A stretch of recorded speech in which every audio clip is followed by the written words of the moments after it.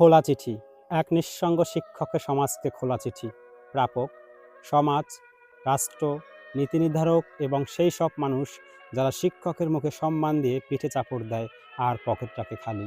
প্রিয় সমাজ, তোমার পায়ে মাথা নিচু করে বলছি ধন্যবাদ। তুমি আমাকে সম্মানের পেশায় ঢুকিয়ে দিলে, এমন এক পেশা যেখানে বেতন শব্দটা যেন অপমান আর দায়িত্ব যেন ধর্ম। তুমি বললে শিক্ষক জাতির বাতিঘর, কিন্তু বাতিঘর তো তেল ছাড়া আলো দেয় না, তাই না? তাহলে আমার সেই তেলটা কোথায়?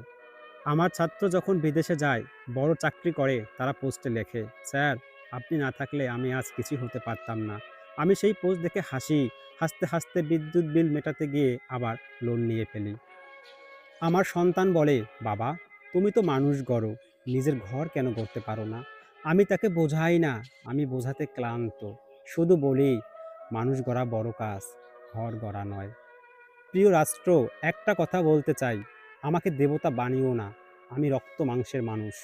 মাসের শেষে চাল ডাল কেনার হিসাব আমাকেও করতে হয়। যদি গড়ার কাজটা এত সম্মানের হয়, তবে আমাকে তো গড়তে দাও, ভাঙতে নয়।